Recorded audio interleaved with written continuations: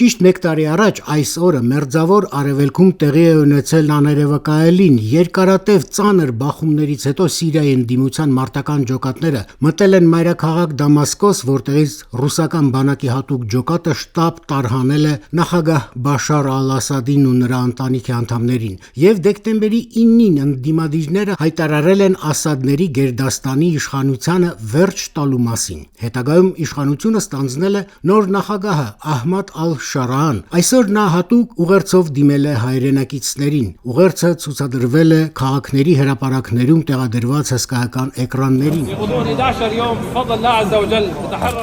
Ալ-Շարան ասել է, թե անցյալ տարվա հաղթանակը ընդամենը սկիզբն է։ Նա հավաստիացրել է, որ երկիրը պետք է արմատախիլ անի նախկին դիկտատորական ռեժիմի կիրառած հալածանքների եւ բռնաճնշումների գործելակերպը։ Ալ-Շարան ասել է, որ Սիրիան պետք է բոլոր սիրիացիների համար դառնա ապահով եւ խաղաղ հայրենիք։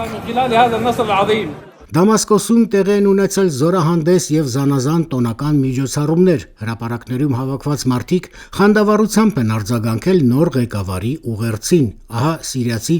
Ահմադ Իսայի տպավորությունը։ Նախագահի ելույթը ժողովրդի կողմից շատ էր սպասված։ Այն ապագայում երկիրը վերականգնելու հույս տվեց բոլորիս։ Ռադվան Բաքրին ասել է, թե երջանիկ է։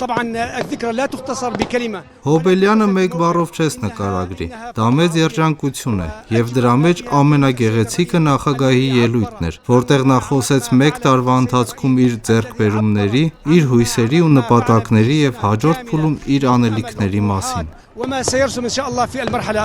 Ասադի տապալումը շոկ էր հենց այդ գերդաստանի համար։ Սիրիան անցած կես դարում ղեկավարել են նախ Հաֆեզ Ալ-Ասադը, որին անվանել են Սիրիայի առյուծ։ Նրա մահվանից հետո էլ խորհրդարանը նախագահ է հռչակել որդուն Բաշար Ալ-Ասադին, որին անվանել են Դամասկոսի առյուծ։ Երկու կենդանիները հայտնի էին ընդդիմության նկատմամբ անողոք եւ դաժան վերաբերմունքով եւ ցանկացած ընդվզում տառացիորեն արյան մեջ խեղդելով։ 2011 թվականին սկսված եւ ճիշտ 1 տարի առաջ ավարտված քաղաքացիական պատերազմի ընթացքում զոհվել է մոտ 656 հազար մարդ, տարհանվել է մոտ 6 միլիոն 700 հազար։ Ուստի շարքային մարդիկ խաղաղության մասին են երազում։ Նրանց թվում է նաև Դամասկոսի բնակիչ Սանա Ալ-Ալին։ Այսօրը սիրիացիների համար ամենահրաշալի, երջանիկ օրն է։ Ես իսկապես երջանիկ եմ։ Ես զգում եմ, որ պատկանում եմ իմ հայրենիքին։